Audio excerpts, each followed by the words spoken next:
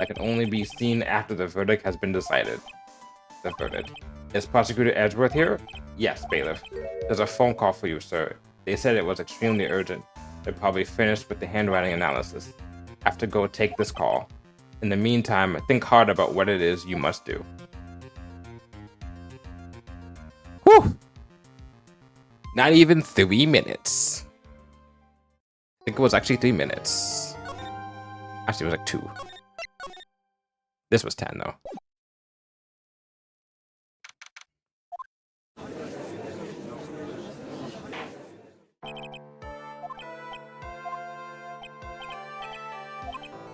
Oh, I understand the defense acting like this. However, why do you also seem distraught, Mr. Edgeworth? It's nothing, Your Honor. What's wrong with Edgeworth? Looks like something unexpected just happened to him. Now then, Mr. Edgeworth, could you please tell the court the results of the handwriting analysis on Miss Impact's suicide note? Yes, Your Honor. Unfortunately, we have discovered that the suicide note is a forgery. What? What do you mean, Mr. Edgeworth? This note was not written by Miss Impacts herself. It is a fake.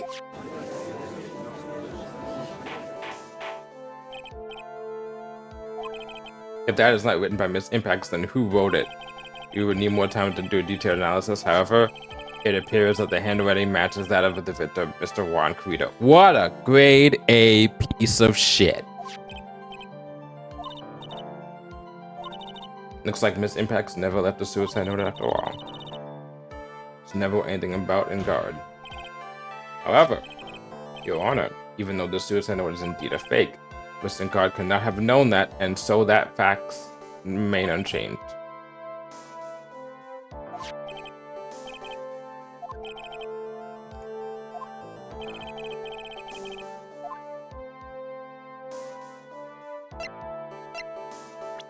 Save.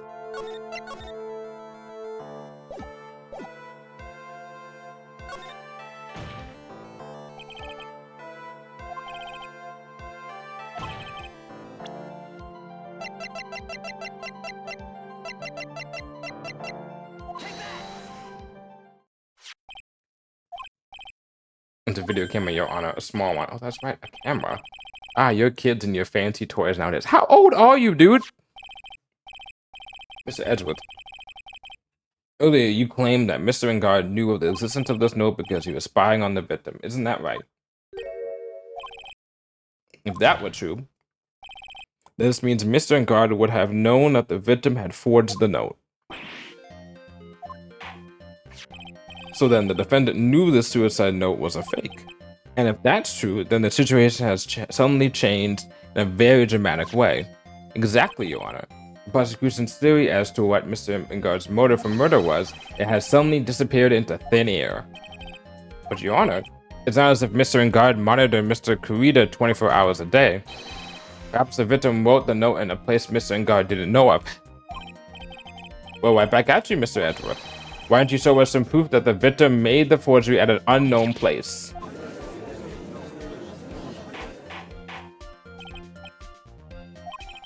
Looks like this time it is you who has dug his own grave. I figured. Came down to this after all. When I heard the results of the handwriting analysis, I thought this might happen. The question is, what's next? If the prosecution can't prove Mr. Engard's motive through the evidence, then we must prove it from another angle. Your Honor, the prosecution would like to call a witness to the stand at this time. If I remember correctly, is it our final witness?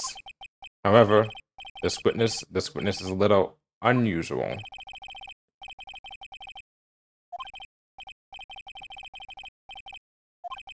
This witness is one who is perfectly fit to answer yes it is, once and for all the question of who was it that hired Chilla the Killer to commit murder? Who will know? No such person exists who can answer that question with such certainty. It's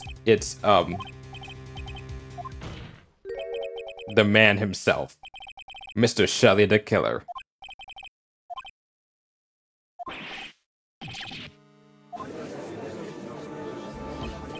You mean the killer, or I mean the assassin? Yes, Your Honor. He's coming here to the witness stand? Well, yes, in a manner of speaking. I recognize this is an unusual circumstance, so I ask for your permission. Is this alright with you? Do I have a choice here? The defense has no objections, Your Honor. Very well. The prosecution calls its witness to the stand.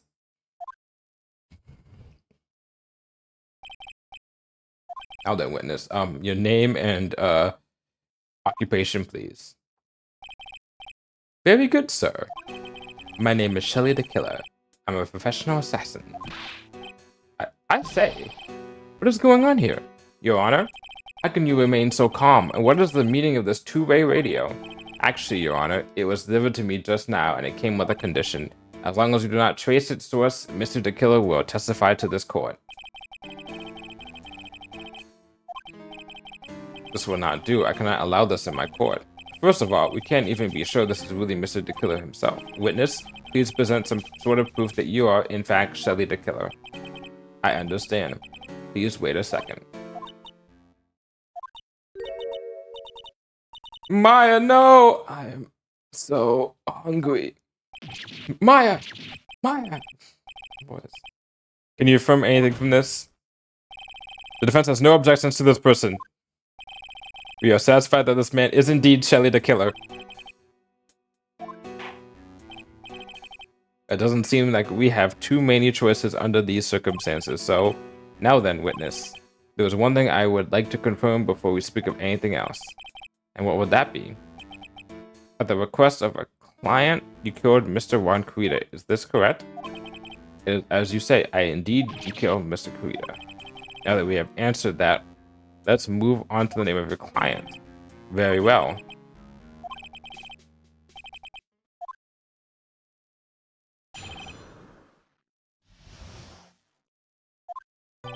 There is something I must first state. To an assassin, nothing is more important than the trust between a client and himself. And that is the reason I am here today on this witness stand. It is my wish that you grasp this concept before I give the name of my client.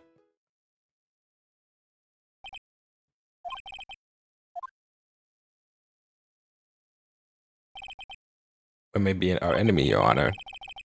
Mr. the Killer is only stating the truth. He is no hypocrite. He has only stood by his belief. Okay. Trust between his clients and himself. Level trust that's beyond people like me could comprehend.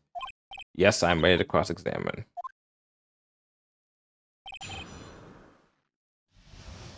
Here we go.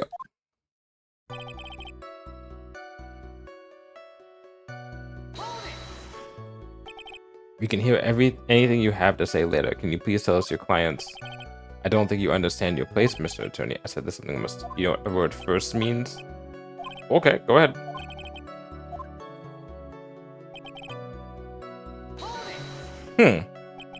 The trust between you and your client?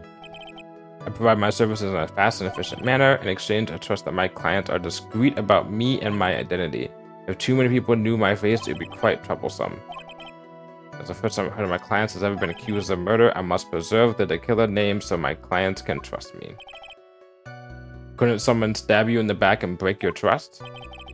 It has never happened before, but if it ever did, that person wouldn't be my client for very long. Oh ho ho ho! Oh, they would certainly. Very well. It was only hypothetical.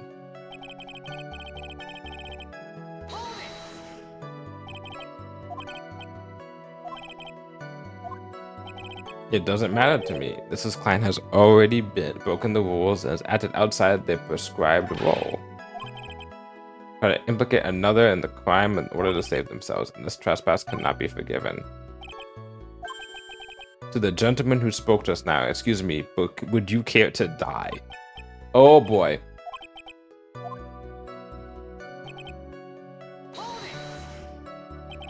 We understand, so please tell us the name of your client.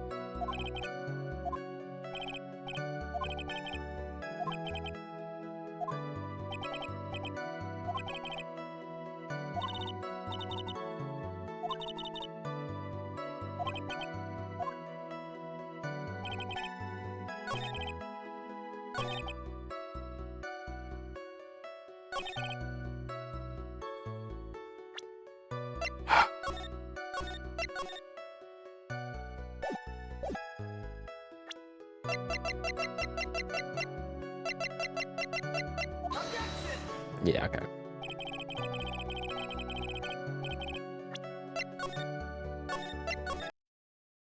It's not that. Okay. I do have to press that at some point, but it's not yet.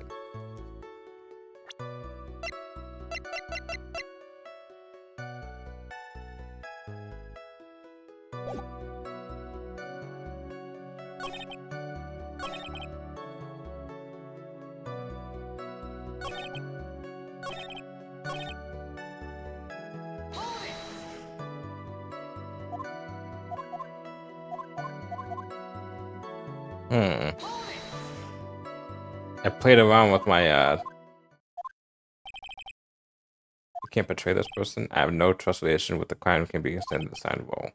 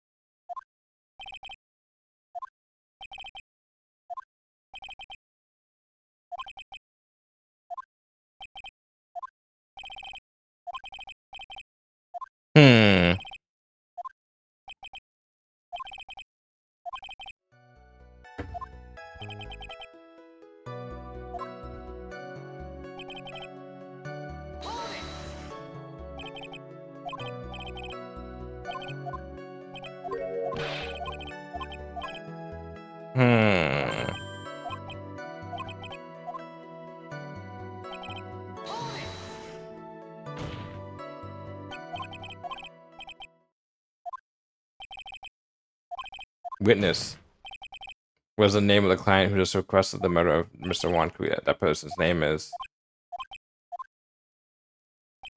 Adrian Andrews. The killer, you piece of shit.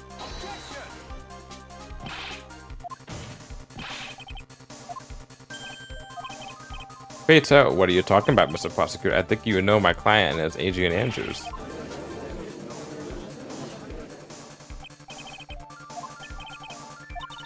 My guess is the killer just stabbed Mr. Edgeworth in the back. I'm sure in order to get an audience with this court, Mr. Killer told him a certain name.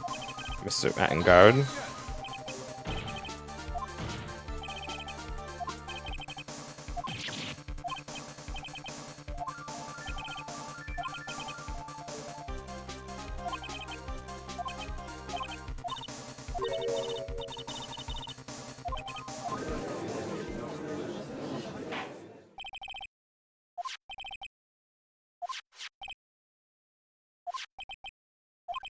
Yeah, I've heard from the assassin himself the name of his client. Mr. Killer's client who requested the murder was not the defendant at all.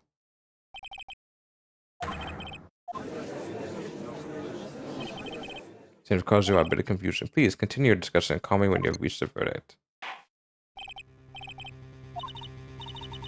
Who is not going to be found is. If Mr. Edgeworth is lying, right? The killer is lying. And Battengard, I know he's guilty. And remember, well, we haven't gotten to that point yet. There was another case where this introduces double jeopardy, but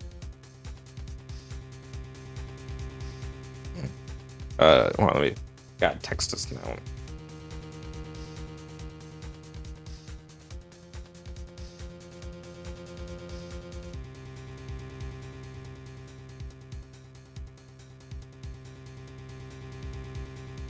There we go. There's nothing about double jeopardy, but it's not this case. So the killer's clearly lying under oath. I don't know, Adrian Andrews. You're being pretty suspicious. That suicide may have been a fake, but that man, Matt, he's the reason Celeste died. And Juan's death, it was all because he got put in the Master's Road.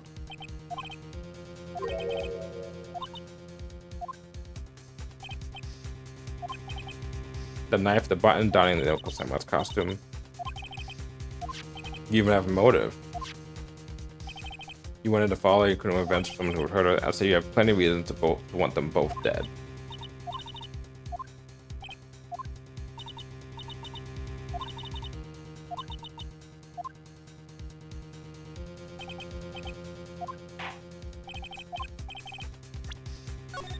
This is it.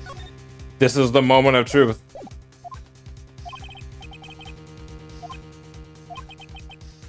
I have to decide. Everything up into this case is it. Do I take the not guilty verdict and save Maya, or do I throw this chance away and wait for Gumshoe's new evidence? What am I supposed to do? What would you do? What would you do? I know what I would do. And it's a simple, logical thing anyway. Very simple answer when you think of how this world works. You want to believe in Gumshoe, but you can't say that? Well, let me tell you the magic. If Maya dies, just have Pearl, like, bring her back, and then she can eat hamburgers every couple of times. But if you put an innocent person behind bars, Maya's gonna be mad at us. So I can't do it, Mia. I can't accept a not guilty. You are a lawyer. I know, but Madengard is a killer, a murderer. I can't let him get away with this. I can't let someone else take the fall. If I let Miss Andrews be convicted, then I'm no better than Miss Ingard. And even though I don't want to admit it, I have to face that fact. That was because of Ezra that I now know, the real truth. He could have gotten Ingard convicted so many times over, but he never took a single one of those chances. If I take this verdict right now, I'll be betraying his trust. His trust? I never thought about it until now. I trust him? Yes, you do. The defense requests that we be allowed to further question Mr. the Killer.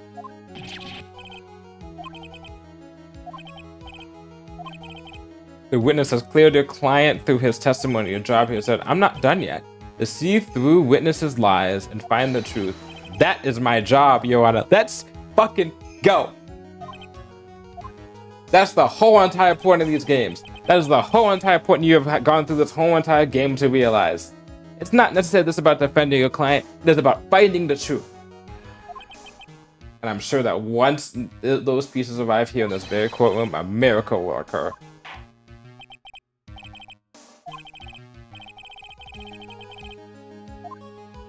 And that is what I believe in general. It should be about finding the truth. That's what every mystery should be about. Yeah, there's also the goody two-shoes, like save an innocent person, whatever, and get a guilty person group. But it's about finding out what happened. Who, what, when, where, why. A little more. About all you need from me, from your name and client. What else would you need me for? Well, actually, we'd like to hear everything you know about this case. That's how things are usually done. Mr. the Killer. Semantics? It's not. It's different semantics. Because sometimes you find the truth and you find out that the person that you've been defending is actually, guilty. But that you still have to defend them and everything. But that's about being, giving them like the right to a lawyer and everything. But in my personal opinion, a good mystery is about finding the truth. If you save some along the way, that's great too. And that's like the nice cherry on top, nice sprinkle.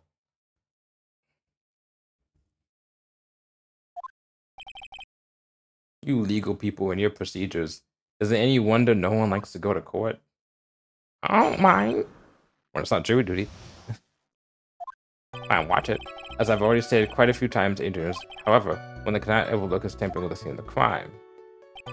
My client did frame another crime. While pretending to be official so the crime scene, Adrian already knew from the very beginning that Mr. Wanspeeder was dead.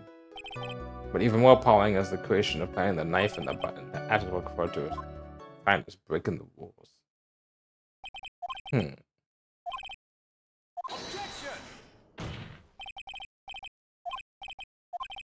still have cross-examination to do.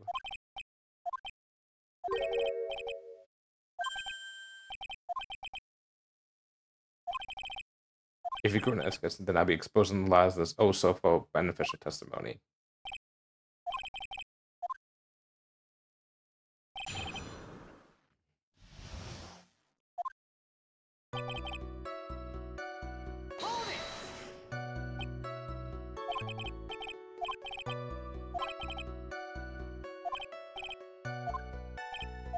But requesting hit, how much is your fee?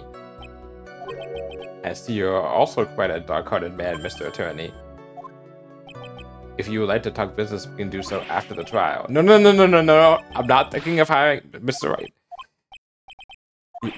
You want to kill me. You want me dead, don't you? No, Judge. No, no, no, no, no, no. No!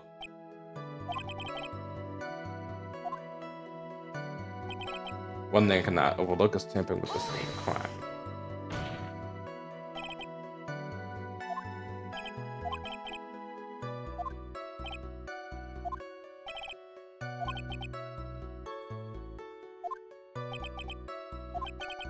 And if he has to live with that knowledge that the guilt when it establishes. However, my client took this time to run away from the guilt. You're talking about the button and the knife? Mm-hmm. New business card.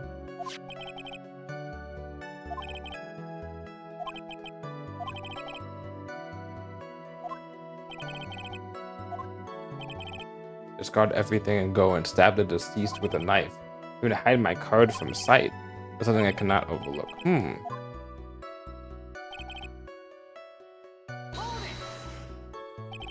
So you're saying that most clients won't do such a thing?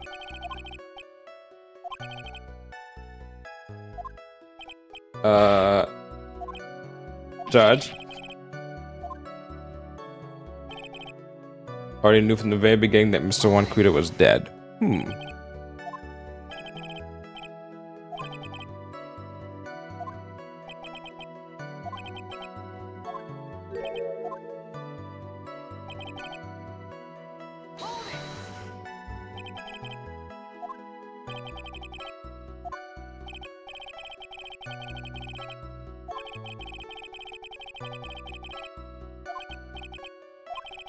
She was probably done to frame Mr. Engard. Finding the business request that you do it. My job is to kill, that is all, and to leave my business card behind naturally. The business card is so my clients may escape blame. To protect them is my duty. Even if they say it's for revenge, setting someone else up to take your fall. That is what referred to as a client has broken my rules.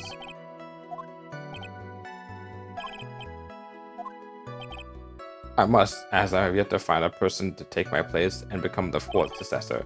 Actually, how would you like a new life, Mr. Attorney? Oh.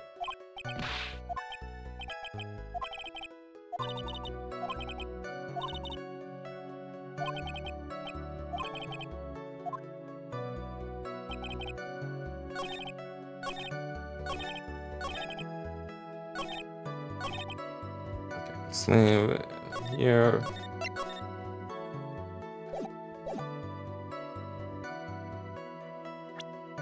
Is there anything that says that I already knew from the beginning that Mr. Wankuda was dead?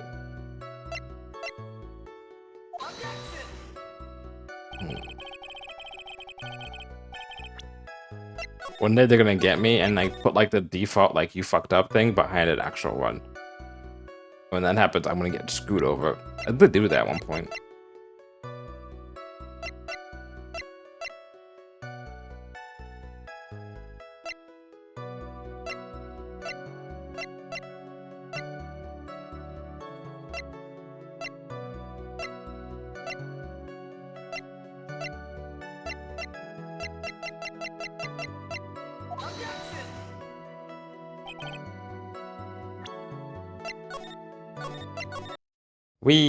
Okay.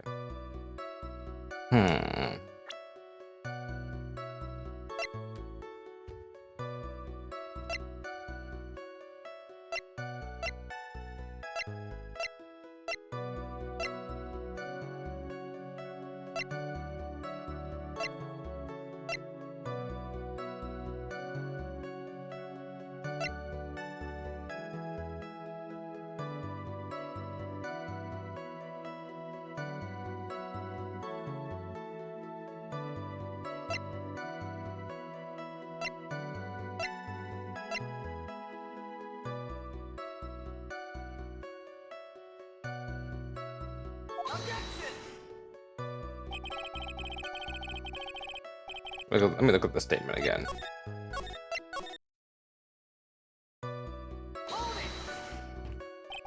From the very beginning, that is correct. Before my client visited the room, all of my clients know precisely what the situation is at all times.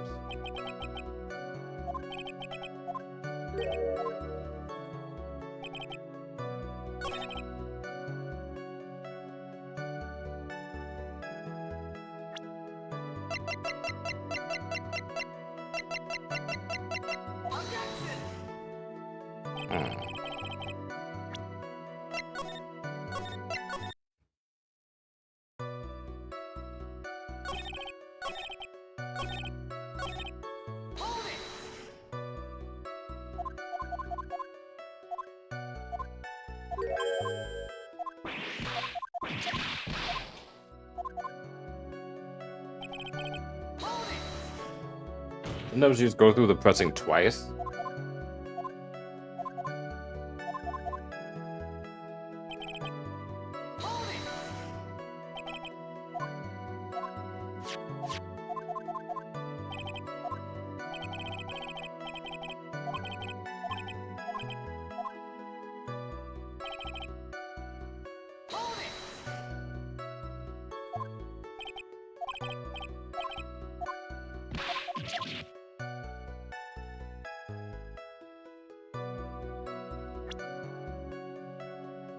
There's something here.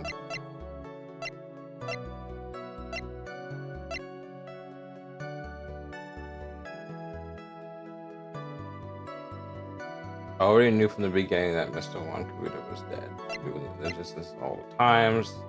Out the crime photo, it's not that. Out the ninja button, it's not that. The suicide report is not that. The attempted suicide report is not that. The autopsy report is not that. The knife, it's not that. The picture, it's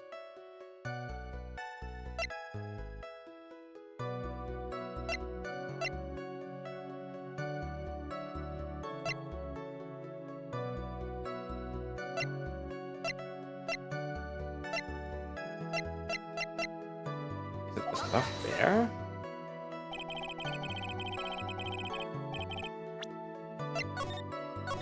It's not that.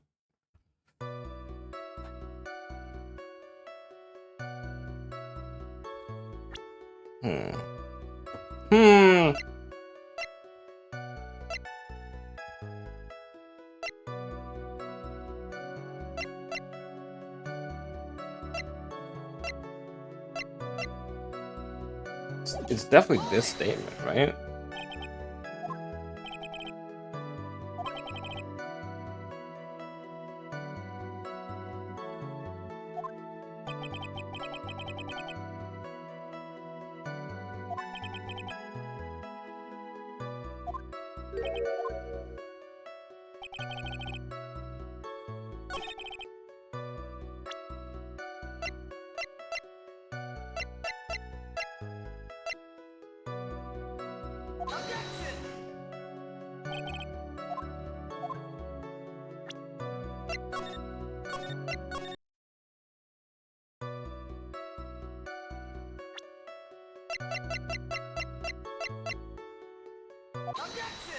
The wine glass?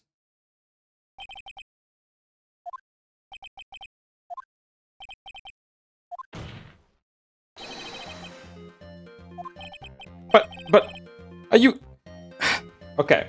I know he's going with this. It's the fact that she was surprised. She put herself a drink and she put down something she wouldn't do naturally, and that's what the wine glass is presented.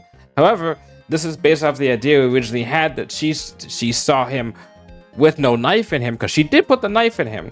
So she saw him with the little scarf around, and she's like, "Oh, I didn't think he was actually dead." Mind you, that's the truth of what she's saying. So I presented the crime photo, which shows the fact that it doesn't look like he's dead. The autopsy that shows it doesn't look like he's dead originally, because it shows he's just strangled. But I guess they really wanted the wine glass. I guess that makes sense. All three of those evidence tie in together. It could have worked, but I guess this is the most decisive one. God damn it. And I considered it too, and I was like, no, it's too much of a reach.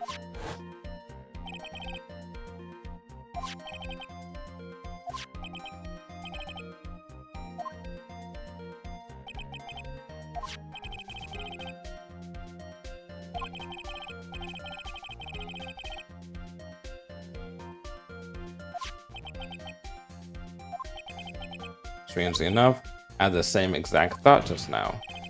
Witness, how do you explain this strange phenomenon? Isn't it a waste of time to worry about such a major? It's not a very important point anyway, correct? Tisk, tisk, tisk, tisk. I'm afraid you are mistaken. If Adrian Andrews really is your client as you claim, then your client should have knowledge of Mr. Quita's death. If not, then that can only mean Adrian Andrews is never your client at all. Why is it that the attorney has yet to raise an objection at this absurd situation?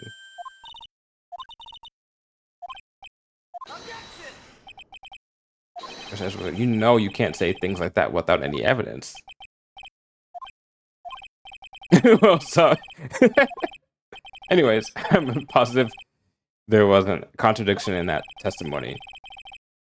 Request further testimony concerning when the quest was taken.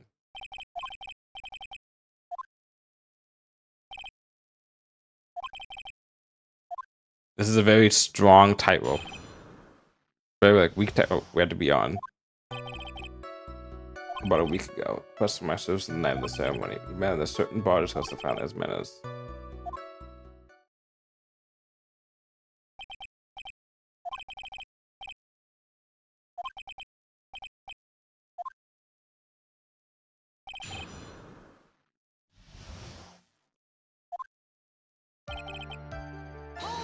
Let's go. Let's go.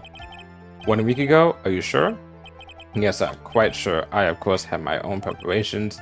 I was barely able to finish. When you request my services, Mr. Attorney, I hope you will keep that in mind.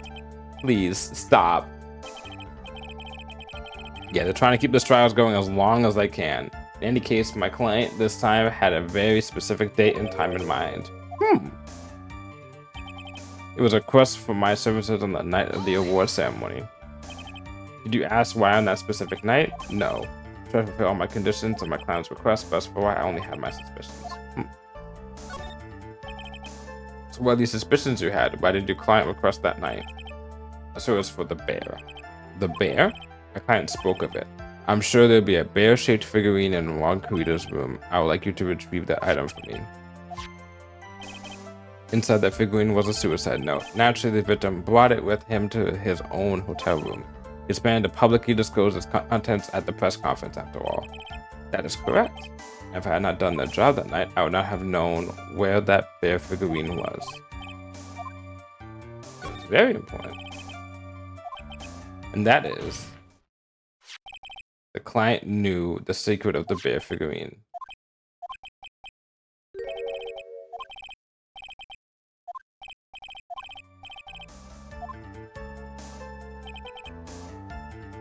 Oh, that's right, because Adrian and Juan will be the ones who definitely know about that information. Of course you did. Slight press. There was a few more details. Why is that? That's because I value the trust between a client and myself above all else, and the only way to establish that is to speak to the client while looking them in the eye.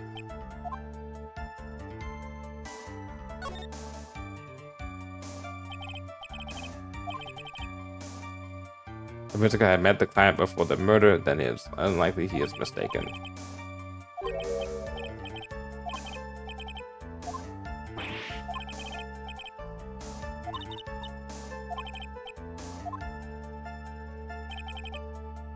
I trust my memory and believe I have made no mistakes.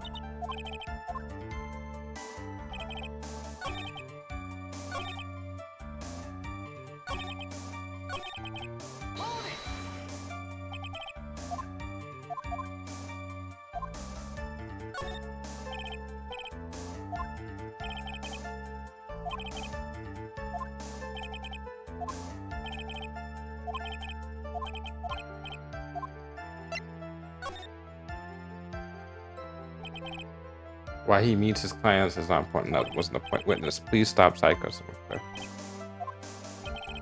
My question was, did you really meet Adrian Andrews in person? Oh, it was only through talking with him and face to face that I began to trust him. Thus, I thought I can trust this person as a client. It was very important.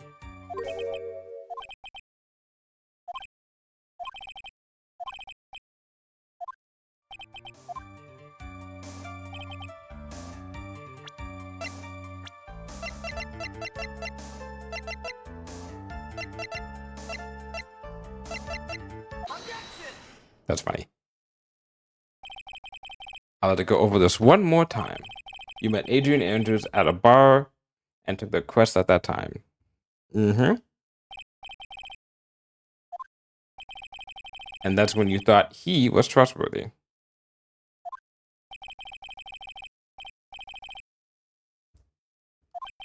I'm sorry, but that is an impossible tale. Shelley the killer. You have never met the real Adrian Andrews. Because you made one very big slip up about her.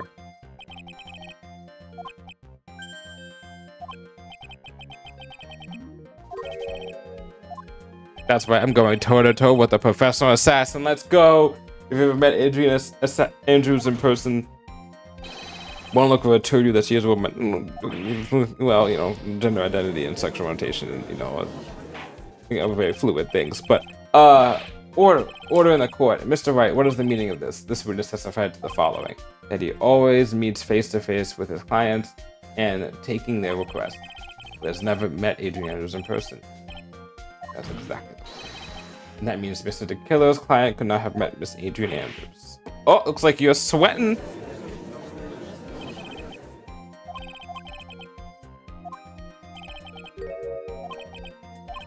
Yes, Adrian Andrews is, without a doubt, a very androgynous name. Unluckily for Mr. the Killer, the entire time he was on the stand, no one has stated Adrian Andrews' gender. And so he simply picked the wrong gender to go with.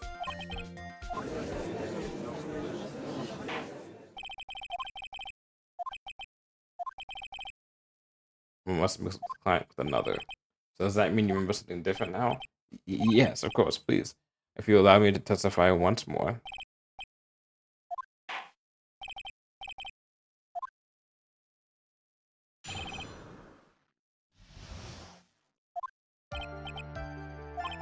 To request my mail. Must have been times when I took my job without having to meet my client. Was for the murder of Juan Cuida and 2 other small things. For the client to be a man. Okay.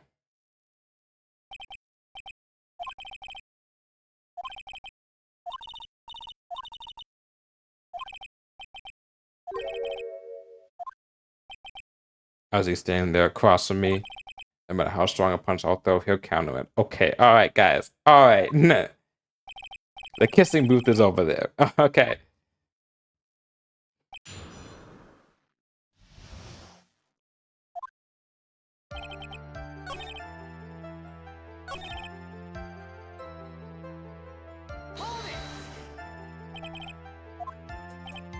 Yes, what were those other things? A few other things that have nothing to do with the case. Just questions. Well, not the latest case, the court to decide.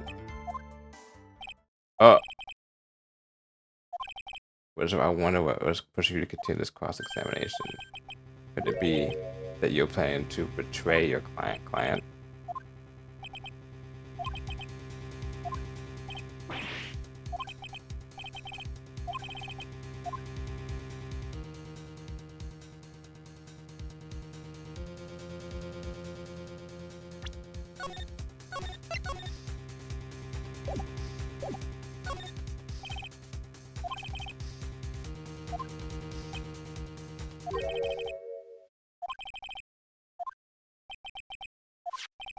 After the assassination of the target, I was to find that figurine. Also, this job was just as important as the actual killing. Where was that figurine? It was inside Mr. Creed's suitcase. And then what did you do? Hand it over to my client right away.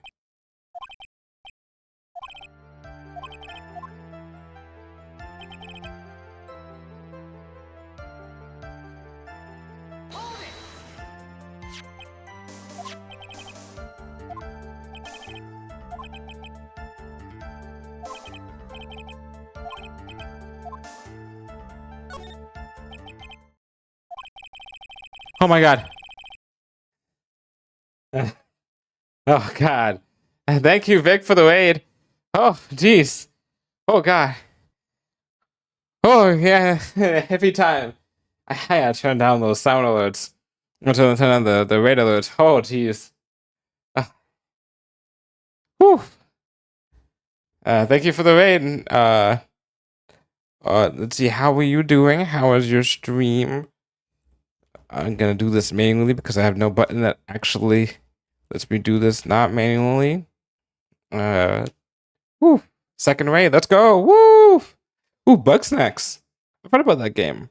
I heard it's very I haven't played this either, but I heard it's very like Viva Pinata-y. I guess that's the best way of putting it. In style. But yeah, I hope you had a good day. Hope you're having a good night. I'm assuming it's night wherever you are. It's a fever dream for sure. But we're just down to the finale of the Ace Attorney games. Ace Attorney game, the second one. But we are interviewing an assassin through a radio. You know, fun times. Fun times. But we had to be careful because this assassin has one of our closest friends as hostage, and if they catch on that we are trying to get out information about them because their client is our client, and if we betray our client, they'll kill our friends. So we had to be very careful there.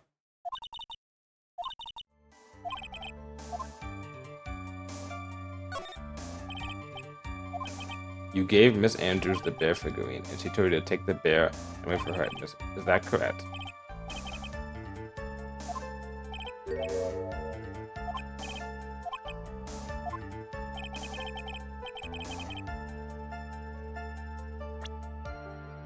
Oh.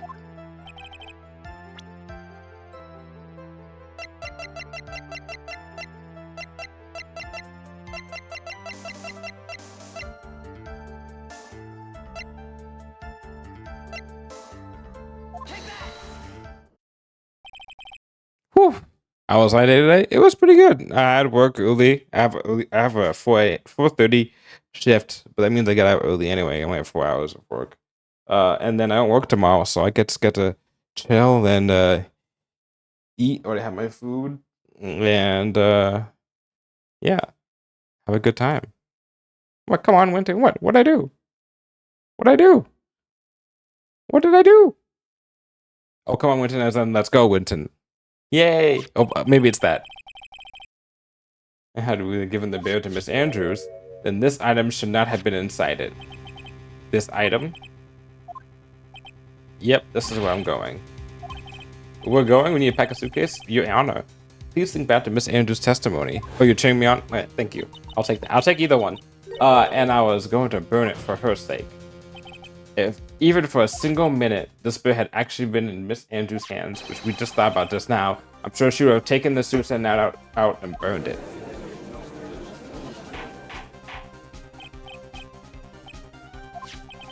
So by the very fact that the suicide note was still inside the... Well, to be fair, if Matt and Guard got their hands on it, that also could... He would also have tried to get rid of the note as well, but... Interesting. It tells us that your client didn't know how to disassemble the puzzle. Oh, that's right. He doesn't know how to disassemble the puzzle.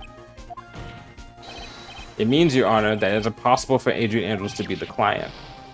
Oh!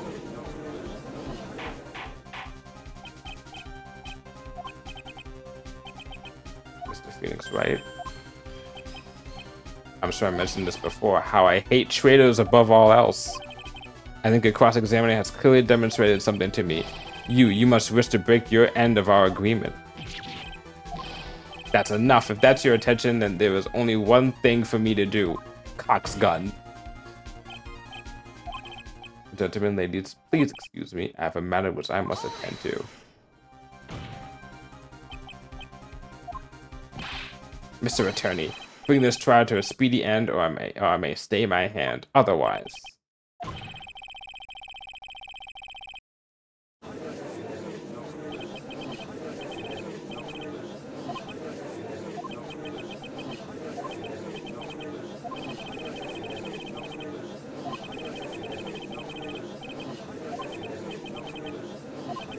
Let the defense decide.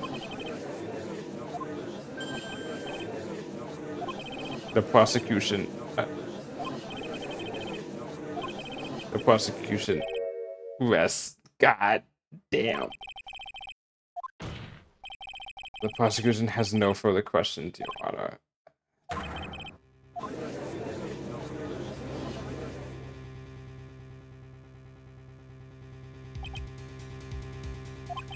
If the prosecution rests with no further questions, then the prosecution has failed to uphold its stance. If that's the case, then even though I am reluctant, I must believe that Mr. Tequila's testimony is accurate. Oh.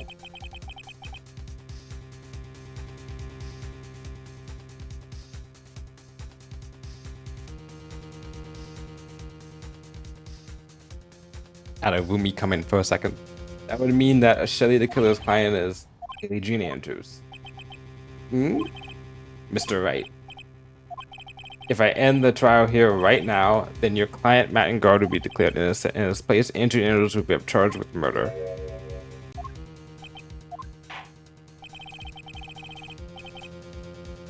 Ooh, we'll now hear the defense's final remarks.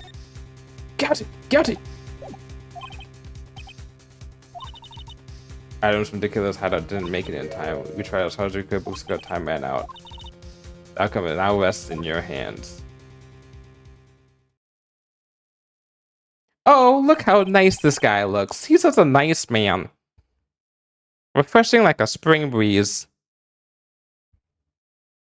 By the way, this is our client, and he is 100% guilty of hiring an assassin to kill someone to make sure that it's revealed, which is, I mean, the note was fake, but still probably, he may have caused someone to commit suicide in the past. So yeah, have fun with that knowledge. I can't think of you as a truly innocent or good person. You have done enough evil to drive a woman to suicide. But, at least on the charge of murder, it appears you are innocent.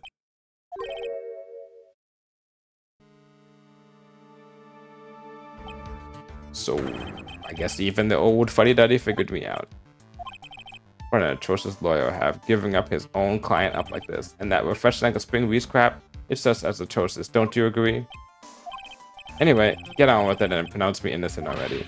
Right, Mr. Lawyer?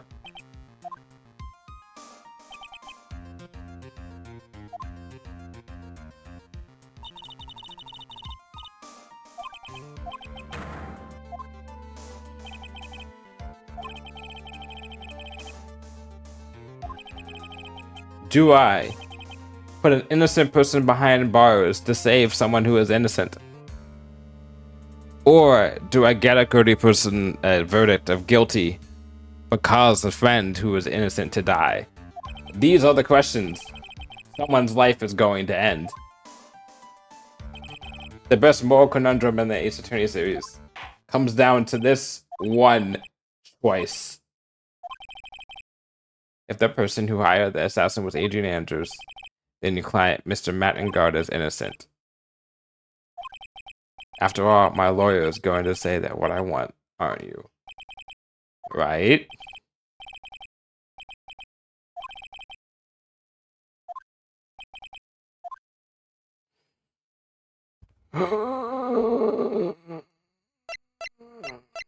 I know what happens afterwards. It doesn't really fucking matter.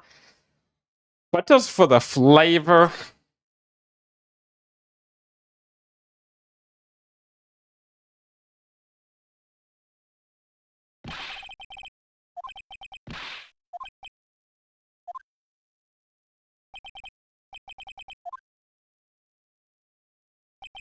Matt Engard is Objection. The prodigal daughter returns. You think shooting her will stop her? You see now, don't you, Mr. Phoenix Wright? This is exactly why you should never take your eyes off that scruffy fool. That tracker that she put our gumshoe pulls off. Let's go! You should know better than to ask, Mr. Miles. Von Karma is perfect in every way. The evidence is here in perfect condition. Don't worry about Scruffy, he's fine and his injuries are minor. All the items are inside this. What filthy old code is this? Oh, thank you for the follow, Cosmic Phantasm. Some of them are hard to read there. Yeah, woo! Hope you enjoy the stream. That's gumshoes. I can spot his tattered rags anywhere. I apologize for his ugliness, but there is nothing else to wrap the items in. No, it's fine. I'm sure whatever, like, quote, is crucial piece of evidence. Oh, the defense's final pieces of evidence.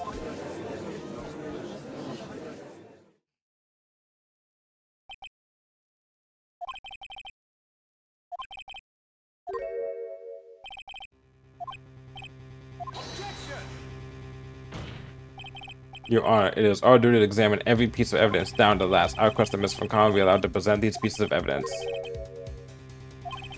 However, there's one obvious rule applies here.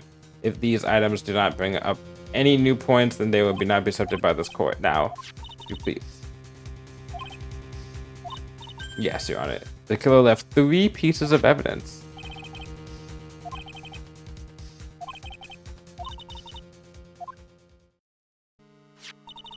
The first item is a pistol. No. Does not fucking matter.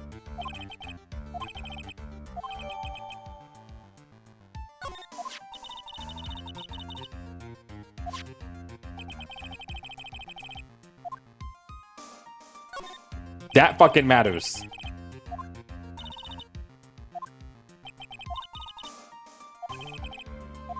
Because he came back to his hideout for it. Looks like he was trying to recover it. He injured 3 other officers at the site. So the killer is no ordinary man. The last piece of evidence is the bellboy's uniform. No details are not needed.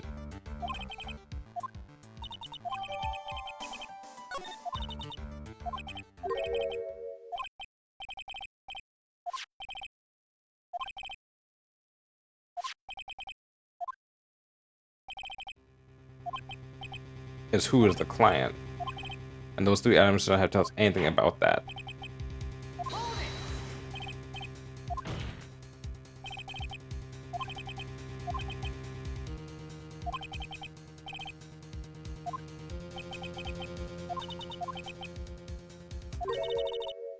I think they do exist, but you have to make that miracle happen. You've come this far, you can't give up now. Try for my sake. Just think about it for a second. There are 2 ways out of this situation for us. The first, making guard wish from the bottom of his soul for a guilty verdict. The killer will always place his client's wishes first. If Ingard himself wishes to be convicted, then he will let his hostage go. That may be true, but that's asking me to do the impossible. The second way, force the killer to end his contract with Ingard. If the killer were to no longer think of Ingard as his client, they would let Maya go. I know both of these seem like impossible feats at first. Hello, Cosmic, by the way, hello. But if you could make either one happen, it would truly be a miracle. The bigger problem is, the judge already said he doesn't need more evidence. Phoenix, think things from the other side. Isn't that what has always worked for us? You mean, to turn things around? Phoenix, the judge says he doesn't need the evidence. That's the case, then who does need it? The defense, prosecution, and the judge, we have seen all the pieces of evidence. And that is how we have come to know the truth. But there is one person who has yet to see them all, and that person does not know the truth. That truth, it may be what bring about the miracle in the end. Everything's worked to this moment.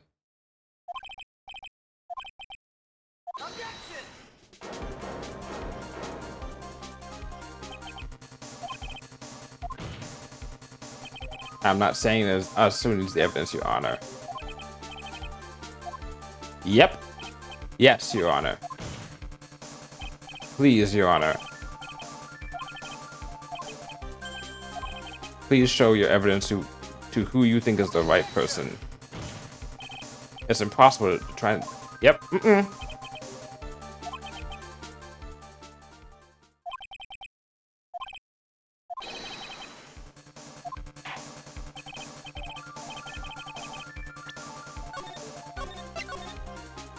Saves coming for the win. Let's go.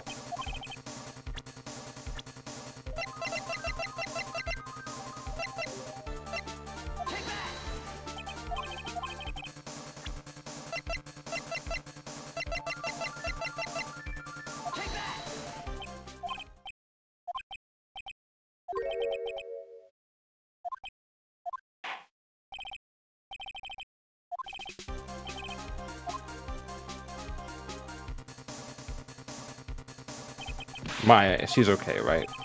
The attorney concerned about bringing about a speedy end to this trial. Saying you would show me one piece of evidence. Yes, one is all I need. I have here as a videotape. It's from your hideout. I heard you injured 3 officers in your attempt to get this back. There's an order from my client. I was told to protect that videotape. I thought so. I'm afraid I seem to have failed in that regard. Do you know what the contents of this tape? I was sternly told by my client to not watch it, so I have absolutely no idea. Actually, you were on this tape. Me? Here we go. There was a video camera hidden at the crime scene. Your actions were being recorded. What? Is that true, Mr. Wright? Who was it that planted the camera? Well, the only person who could have placed the camera at the scene of the crime would be your client, naturally. That was Adrian Andrews. Be quiet and listen, Your Honor. Yes, sir. Your client specified a place and time for you, isn't that right? Yes. That was so they can film you. I had no idea. Mr. Wright, why would my client do such a thing? But he told us already. He told us in the detention center. He admitted that he does not trust the assassin. I would like to know why.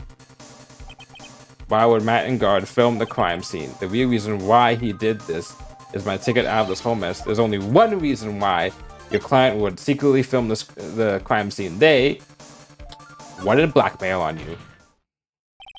Your client once told me something very interesting. We were talking about you, and this is what they said. But I'm no weakling. I don't believe anyone, least of all assassins.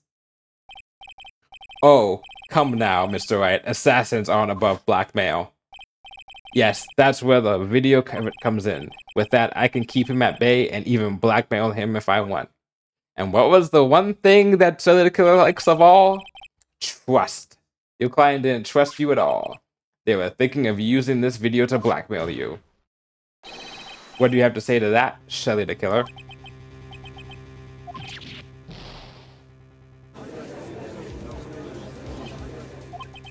It looks like I was being deceived from the very beginning.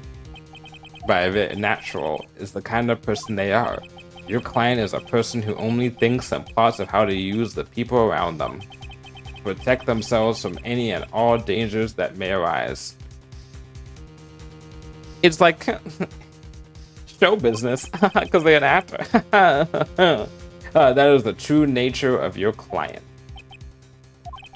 I have one question for the witness. Yes, you told us one thing numerous times during a testimony. You said that you detest traitors most of all. Yes, that's right.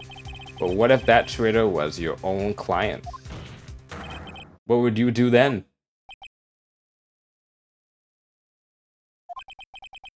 That's obvious. I would break our contract in that case. And then that client would become my next target. For the honor of the killer name, even if it takes an eternity, I would follow that person to the ends of the earth to exact my punishment.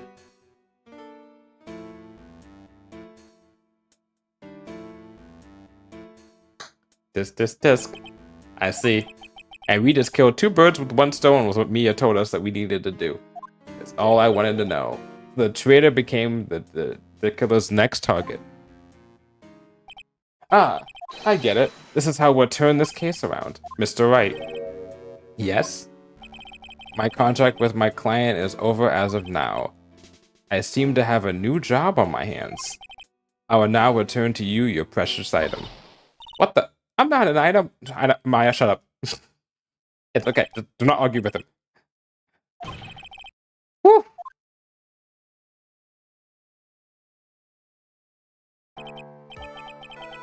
This trial appears to have come to its conclusion. However, I am sort of... I don't quite know what this... Oh. My accursed roommate, I think it's playing that Xiphone. Oh no, god damn it, no. It started.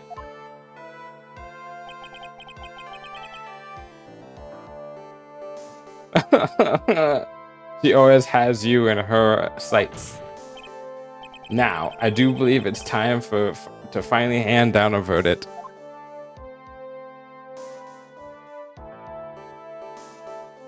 Oh, look a little sweaty there, huh? Look a little nervous, huh? You need a Kleenex or something? Get you any food, some refreshments? Looks like somehow you got what you wanted. You will finally receive the quitter you wanted so badly. You should be happy. But before that, I'll have to make one final statement. You sound like my parents when I was learning a new instrument. I'm sorry. Sometime in the near future, one very betrayed assassin may appear before you. Needless to say, that man is very good at what he does. I'm sure you would understand what I mean if you watched this video.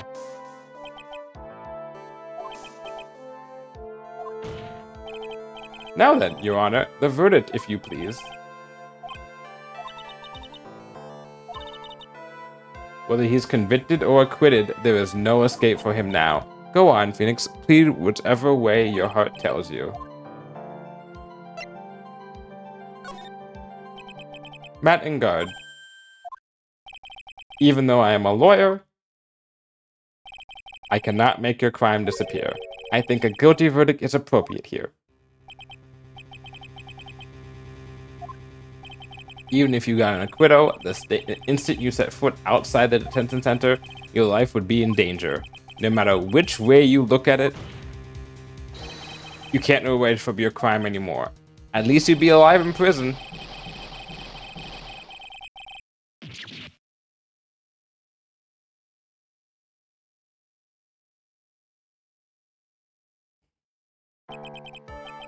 As always, it looks like we have uncovered the real truth. I don't remember you helping out much in this. Mr. Edgeworth, how is Matt and Guard? I have left Miss Von Karma in charge of his incarceration. I'm sure he's getting a 4-course meal of whip leather right about now. Let's go! That was a close one, wasn't it, witness?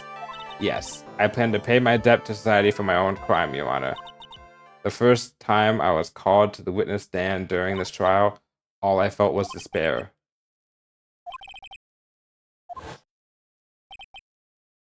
Edgeworth has an illness that is of no concern to me. Yeah, that was a cold-blooded move from Edgeworth. But after that, when I was alone at the detention center, that's the first time I really saw myself for who I am. And today, when the two of you used your combined strength to convict Matt, I felt like I had finally been saved.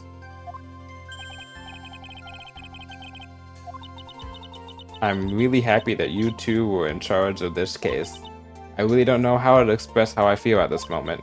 This is the first time I felt comfortable with myself, with who I am.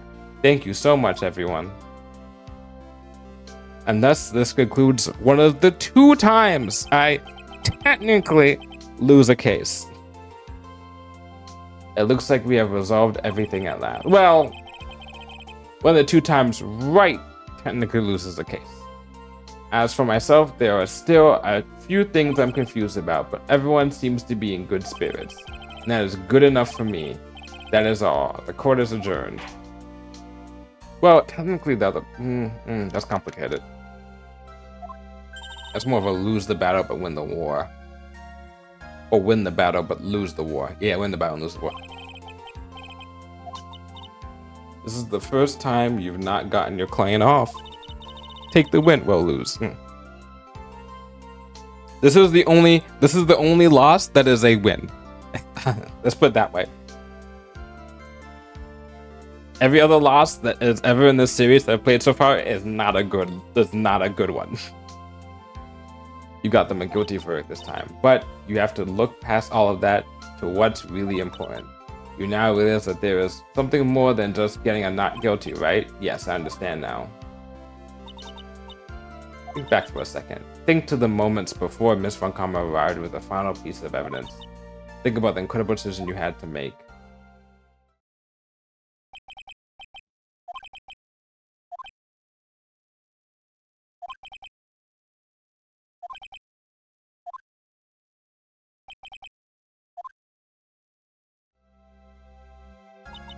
Is he guilty or is he not guilty?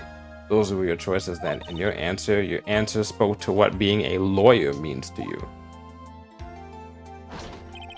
Right. Edward, I have good news. Maya is now safe in police custody. Pearls, you're telling us? Damn, Pearls, that was quick. I really like the fact that my dead mentor can really help me out this whole entire time while still being a ghost and, you know, possessing her younger prepubescent, you know, cousin in the meantime. She's on her way here as we speak in a patrol car.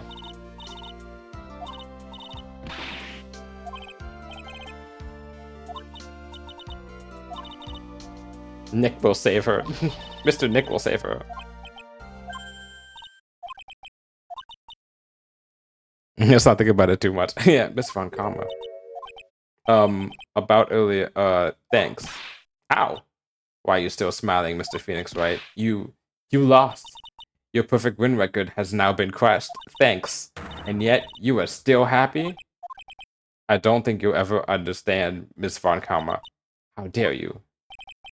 Don't worry. She may in time. After all, I was like that myself until a year ago. Edward? For my own personal victories and for guilty verdicts. I used every dirty trick in the book, and so my win record remained spotless. But a man appeared and stood fast against that selfish me.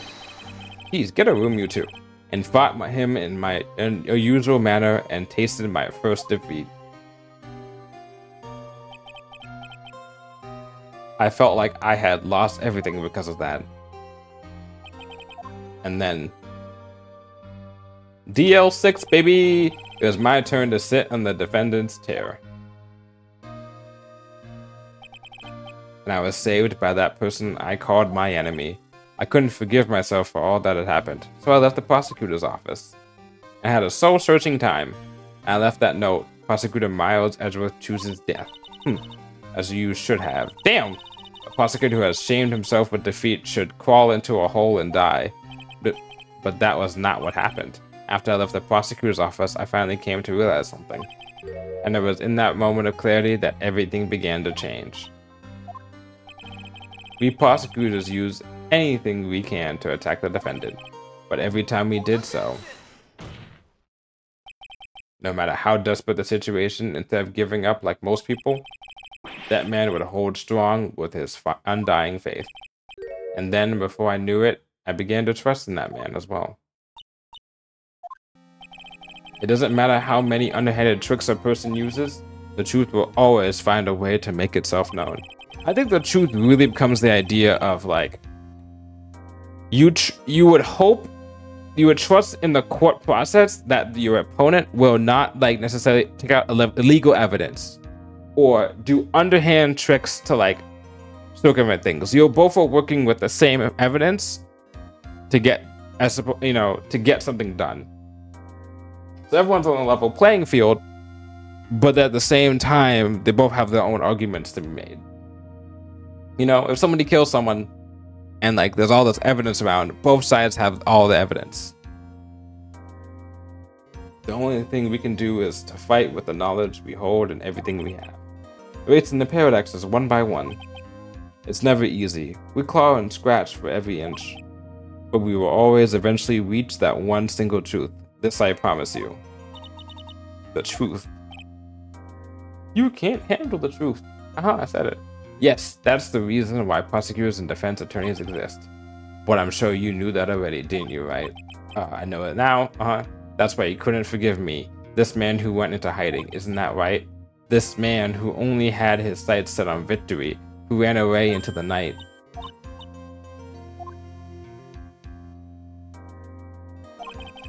When you disappeared, I felt betrayed. The reason I decided to become a lawyer to begin with was because you believed in the things you said to me all those years ago. And you betrayed your own words. That's why 1 year ago, I made up my mind. I decided that the Miles Edgeworth I knew had died. At least, that's what I told myself. Jeez, they're overly dramatic. You pathetic fool. I don't want to hear the wretched whimpering of a disgraced loser. A Vankama is someone who is destined to be perfect. You lost 2 to 3 cases already. Miles Edgeworth, you are no longer worthy. You are no longer worthy of being a Vankama. And neither am I. There we go. It's over. It's all over. This is an electromagnetic receiver. Isn't that the thing that she used to track Detective Gumshoe? And there's something else. I'm sure that's what she was saying by this action. You should keep this, right? Yeah. Maya!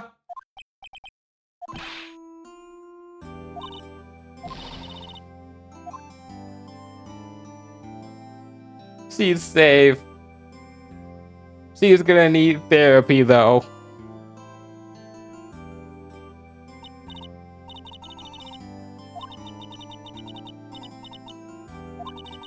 On top of that, you even rescued me.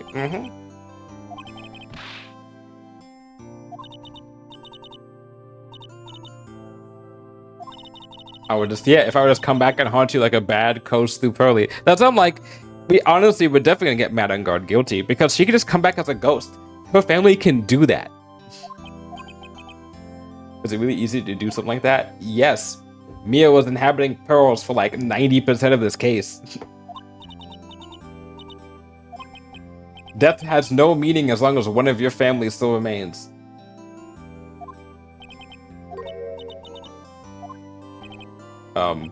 I'm relieved you're alright. You've made some real progress, Mr. Edgeworth. A little different from who I was a year ago.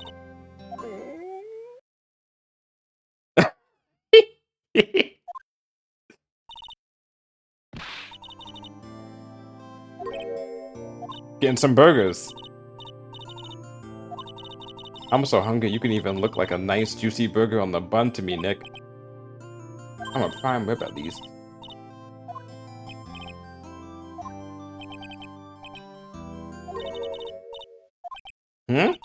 This case messed up with an awesome evening and it got in the way of my gourmet food, so I decided that we will make it up by having another feast. Come on, Nick, food!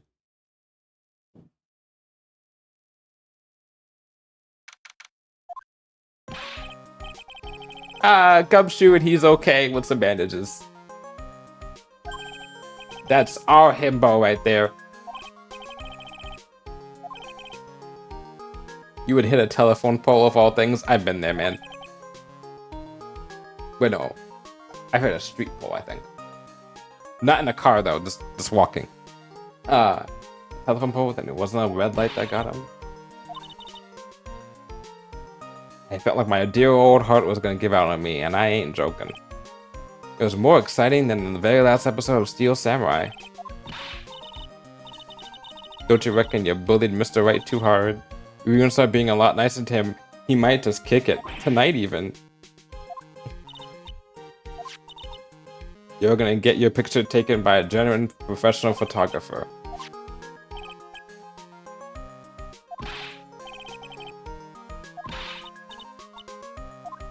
Let's eat! You know, when you think about it, you were the one who saved the day, Detective. Huh? Me? You really think so? He's right. If it weren't for the 3 items you took, I think this trial would have had a very different ending. Well, you know, it's... I'm not taking all those hoes. Huh? Wait. That's odd. When I ran off with the things from the killer's head out, I was sure I took 4 things in total, sir. Yeah, I'm sure I took one of the items from my coat pocket. But oh boy, I tell ya, you're really something else. Between getting accused of murder and getting kidnapped, never a dull moment with you, huh? Hahaha, you think? For being shut away for 2 whole days, weren't you scared? Yeah, it was really scary. I felt so hopeless. So to keep my mind off of things, I drew a picture. Sounds like you had it rough, gal, so where's the picture of yours? I want to see Mystic Maya's picture. You know, I don't know where I put it. That's too bad. Well, it's alright. It wasn't anything important anyway.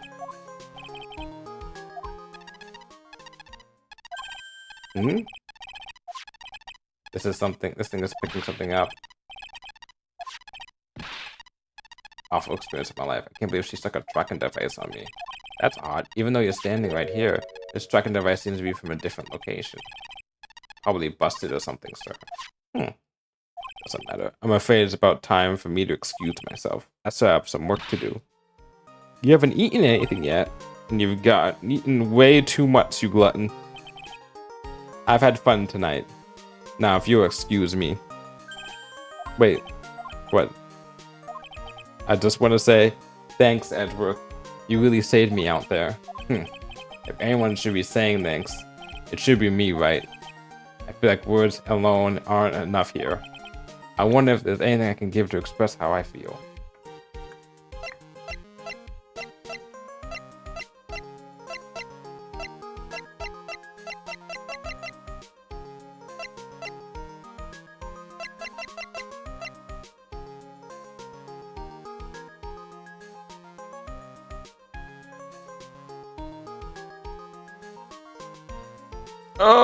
This is the one thing. This is the one thing, like before, this is the one thing I have to look up because I do not want to fuck this up.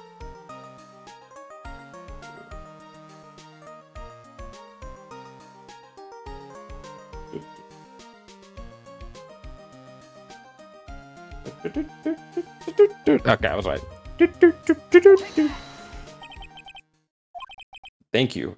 It's all thanks to you two. You and her. You don't need to thank me. I was only doing my job. Looks like Edgeworth has left. Hey, Mr. Maya. Yes, Pearly? I guess you two can go back to being lovey-dovey, right? No, thank you. No, thank you. You and Mr. Nick, I mean, no, thank you. No, thank you. Pearly, would you cut it out already? You're embarrassing me. Anyway. So who's paying for this lovely dinner party? As if you need to ask. Everyone say thank you to Nick. I kind of at the point where I can't even buy instant noodles. Dude, you need to go on like... Bro, you need to get a job. So I kind of already put your name on the bill. What?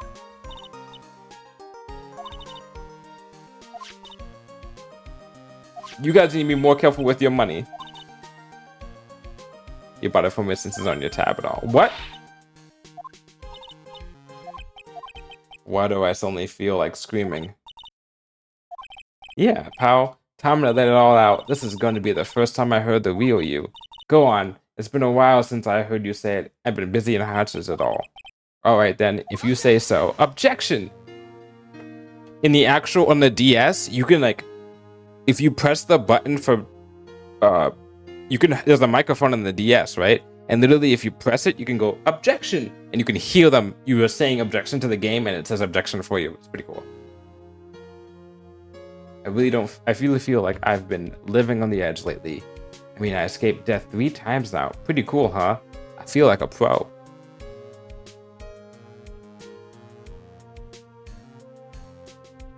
We did it, though! We did it! I'm so happy that you could... Oh, let's go there. I'm so happy for the two of you. Speaking of which, I think this hotel is a popular place for honeymooners. So I sort of made reservations for the two of you, just in case. Girls, please, no.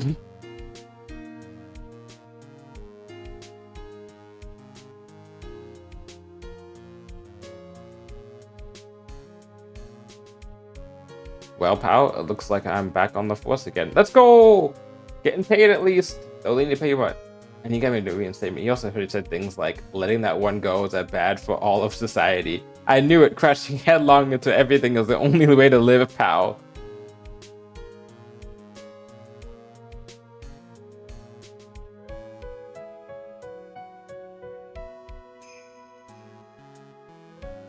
Hey, it's Maggie!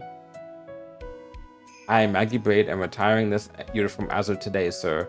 I'm going to be a waitress from now on. Oh boy. Oh, that case. And bring smiles and joy to it. I hope to stop by sometime, Mr. Wright.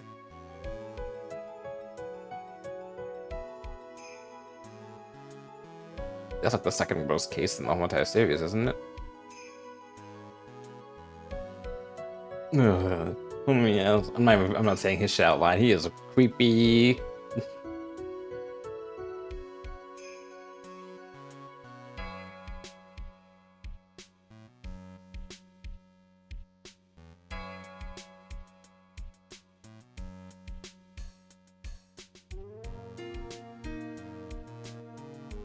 So anyway, nothing of value was lost there.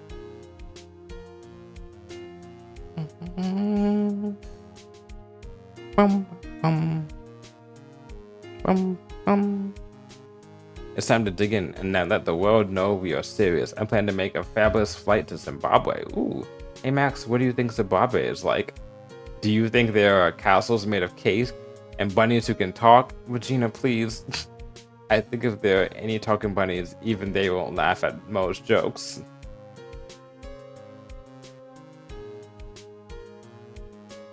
That was uncalled for, mister.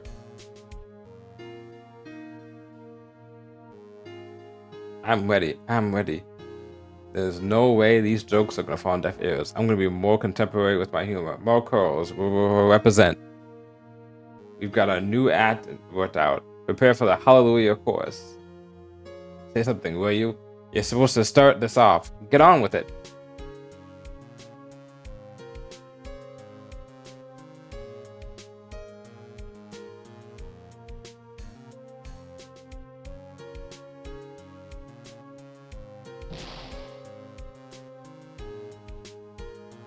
What's this trap? Look, can't believe this. Really, how long will they plan to make me do this?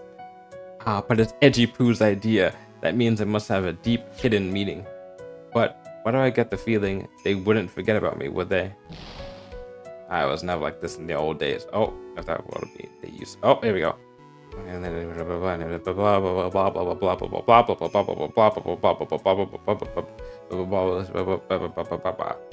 okay.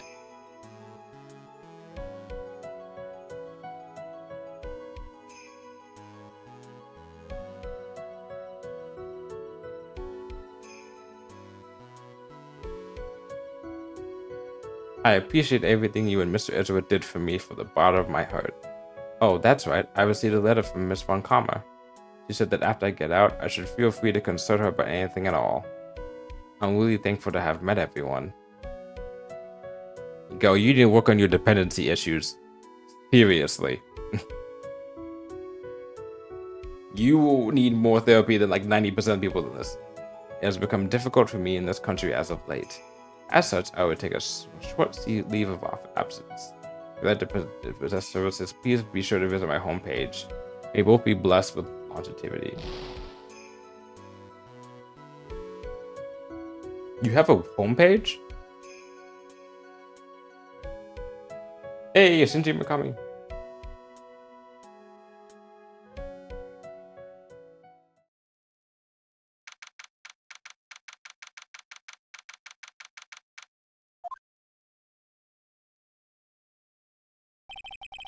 Where are you going, Francisca?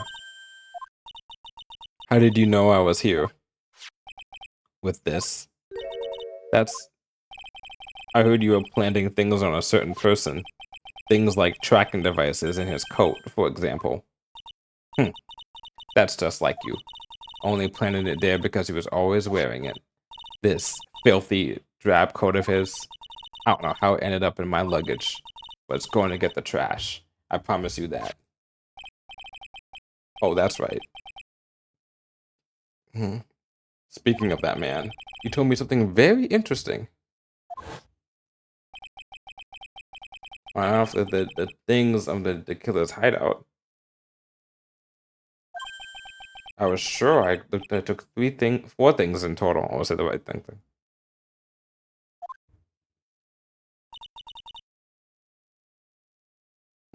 4 things. It seems like he put the last one in his coat pocket.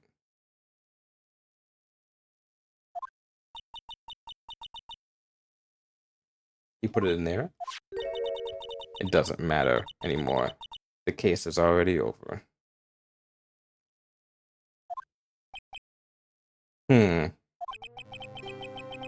What are you going to do for now? What are you going to do now? Why am I saying that wrong?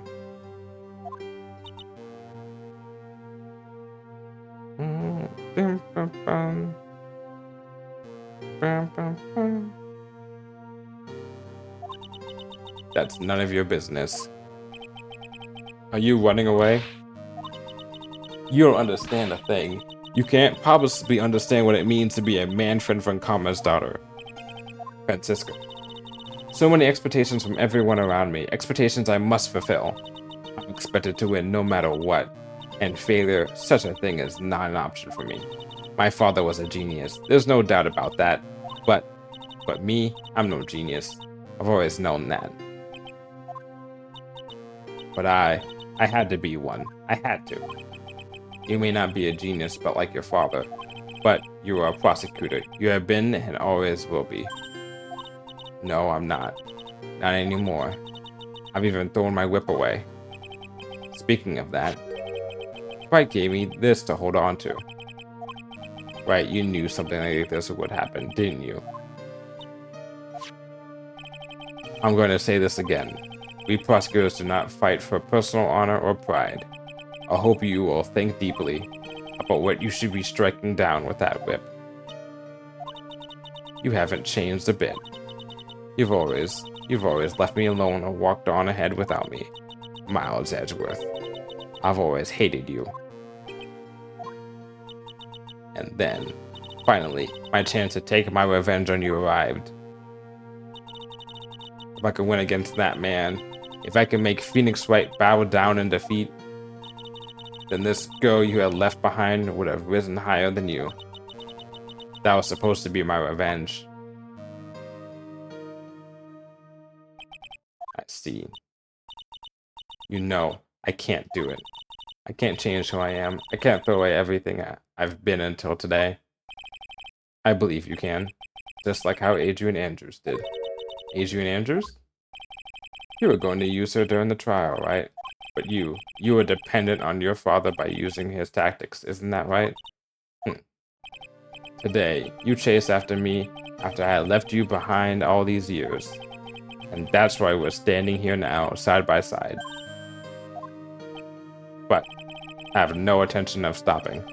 If you say you're going to quit your walk down the prosecutor's path, then this is where we part ways, Francisca von Karma.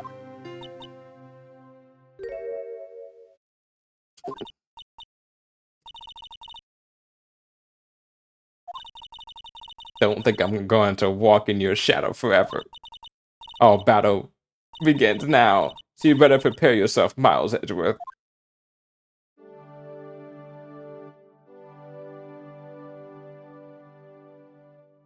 And that's what we call Gap Mo. Phoenix Wright. One day, someday, I'm sure we'll meet again in the battle. Until then, this last piece of evidence that never made it to you, I'll take good care of this fourth piece, so I can give it to you when at last we meet again.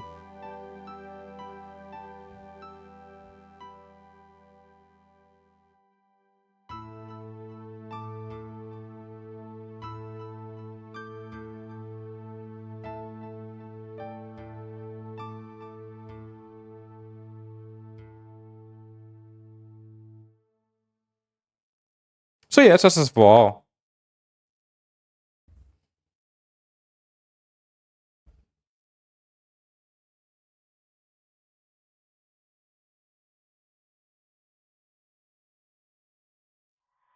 Yep, we're done. Bum, bum, bum.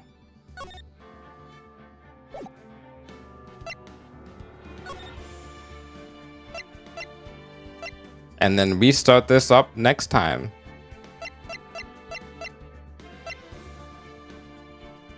This is our new one. This is our new case. We're gonna start up Trials and Tribulations in 2 months. You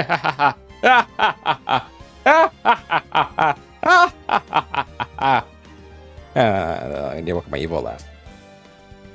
In the meantime, though, we're gonna find someone to raid. I'm gonna click out of this. But yeah, we are gonna have a swell time finding someone to raid. Thank you all for coming to this wonderful, wonderful conclusion to Justice for All.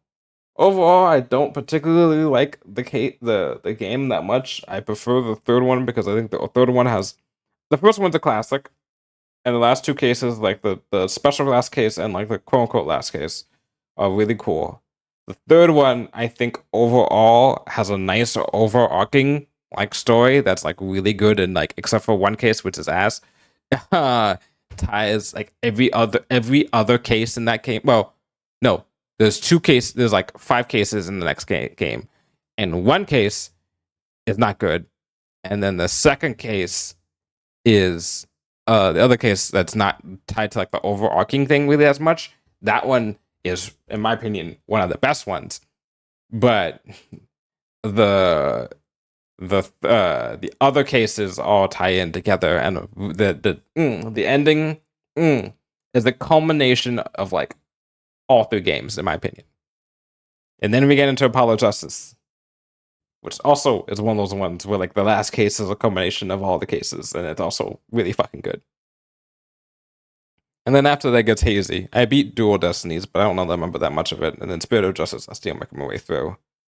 What else can do the? Yeah, two is definitely the weakest game of the bunch. Yeah, the last case of the second game was really fucking good, but and it's still one of the best I think in the series, just because of the moral quandary of like, what do you do after you have to like, what's it called?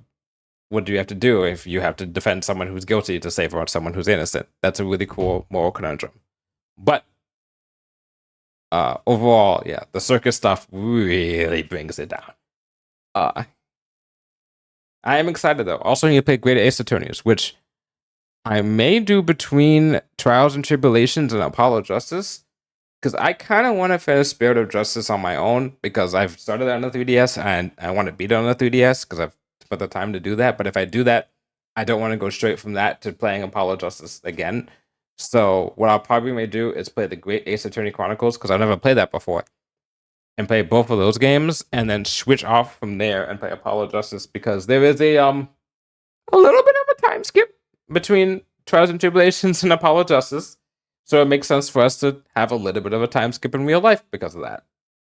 And then the Great Ace Attorney doesn't really matter in terms of a time anyway because it's set way, way in the past. Think of it as like the Legends Arceus of Define Little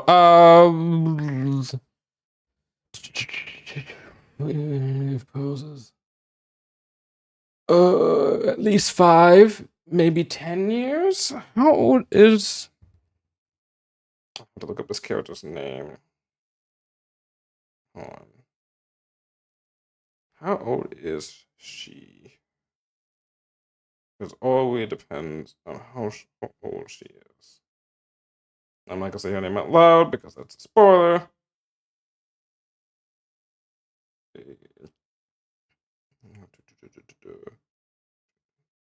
I looked up just one thing and I knew exactly. It was the first name. I knew who it was. Oh, there we go.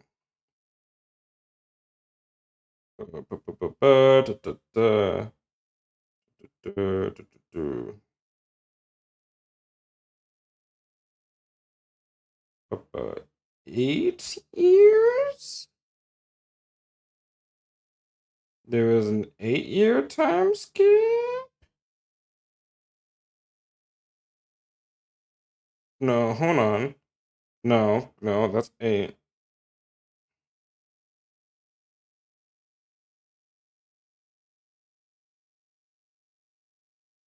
7 years. Okay. There was a 7-year time skip. There you go. Between the Trials and Tribulations and Apollo Justice. Again, Phoenix gets to take the back seat. And when he does get into the front seat, it's good, but when he gets in the back seat, it's not bad either. So with that, we are going to find someone to raid. Because yeah. Let's see who are options today.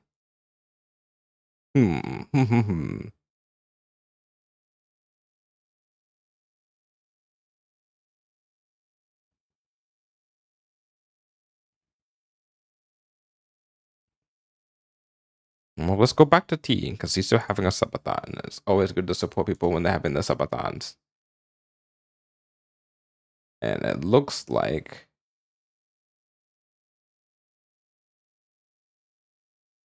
I do not know what's going on in that.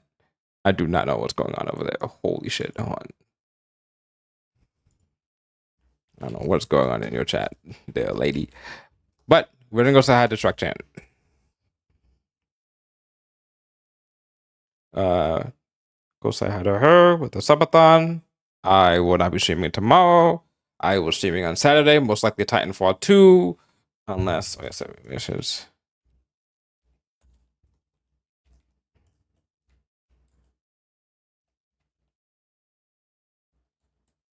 Did you really just join when stream ended? Oh, I'm so sorry, Aqua Coca. Is that how you say your name? I'm almost never get it wrong.